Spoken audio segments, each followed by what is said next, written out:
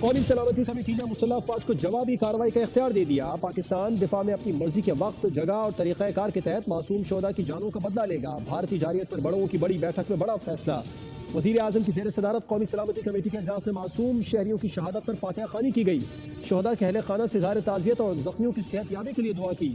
بھارت کو بھرپور جواب دینے پر کمیٹی کی جانب سے پاک فوج کی ستائش۔ اعلامیے کے مطابق جھوٹے دہشت گرد کیمپس کے بہانے معصوم بچوں اور خواتین کو نشانہ بنایا گیا۔ بھارت نے بین الاقوامی کنونشن کی سنگین خلاف ورزی کی۔ پاکستان دہشت گرد کیمپس کی موجودگی کو مسترد کرتا رہا ہے۔ وزیر اعظم نے کہا، ساری قوم اپنی بہادر مسلح افواج کے ساتھ ہے۔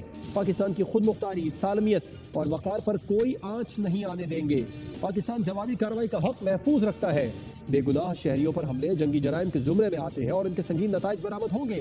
اجلاس میں یہ عزم بھی دہرایا گیا کہ پاکستان امن کا خواہاں ہے، مگر اپنی خود مختاری، سلامتی اور عوام کے تحفظ پر کوئی سمجھوتا نہیں کرے گا۔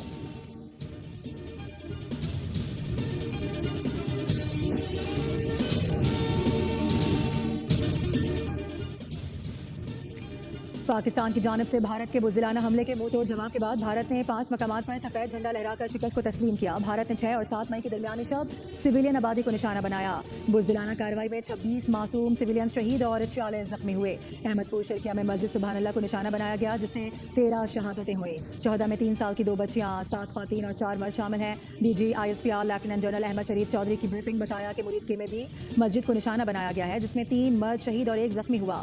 سیالکوٹ میں کوئی جانی اور مالی نقصان رپورٹ نہیں ہوا۔ مساجد کو نشانہ بنانا تنگ نظر سوچ کی عکاسی کرتا ہے۔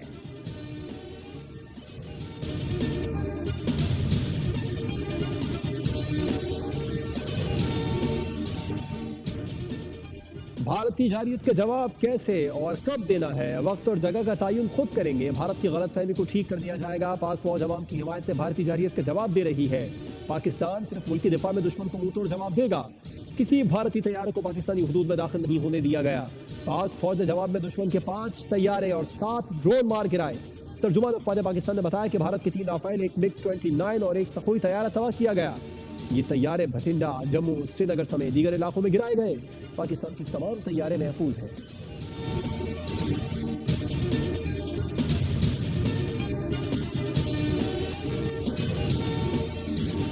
بھارت نے نیلم جہلم ہائیڈرو پروجیکٹ کے اسٹرکچر کو بھی نشانہ بنانے کی کوشش کی۔ یہاں بھی تنصیبات کو نشانہ بنانا جنگی اقدار اور عالمی قوانین کی خلاف ورزی ہے۔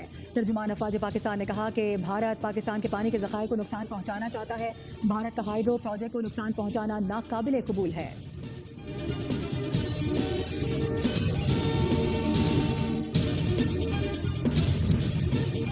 مریدکے میں ہونے والے بھارتی حملے میں شہید 3 افراد کی نماز جنازہ ادا کر دی گئی۔ شہریوں کی بڑی تعداد نے نماز جنازہ میں شرکت کی۔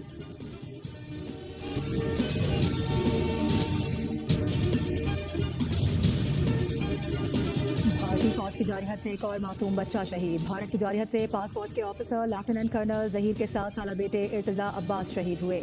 نہتے معصوم شہریوں کی شہادت پر پوری قوم دکھ اور کرب میں مبتلا ہے۔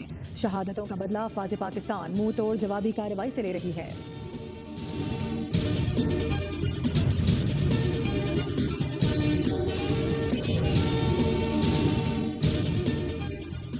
نائب وزیر اعظم اسحاق ڈار سے چینی سفیر کی اہم ملاقات۔ بھارت کی خیال انگیزی سے پیدا صورتحال سے آگاہ کیا۔ ترجمان دفتر خارجہ کے مطابق ملاقات میں تمام متعلقہ شعبوں میں قریبی تعاون اور رابطے جاری رکھنے پر اتفاق ہوا۔ اسحاق ڈار نے کہا، پاکستان ہر حال میں خود مختاری اور علاقائی سلامتی کا تحفظ کرے گا۔ اس سے قبل ترکیہ کے وزیر خارجہ اور نائب وزیر اعظم کا ٹیلی فونک رابطہ ہوا۔ بھارت کی جانب سے پاکستان پر کی گئی بلا اشتہار جارحیت پر گہری تشویش کا اظہار کیا۔ ترک وزیر خارجہ نے معصوم پاکستانی شہریوں کی شہادت پر دلی افسوس کا اظہار کرتے ہوئے کہا، ترکیے کو بھارت کے اس اقدام پر شدید تشویش ہے۔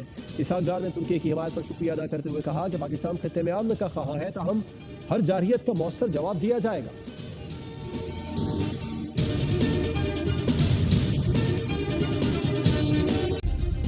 سبسکرائب کریں اور بیل دبائیں تاکہ کوئی خبر رہ نہ جائے۔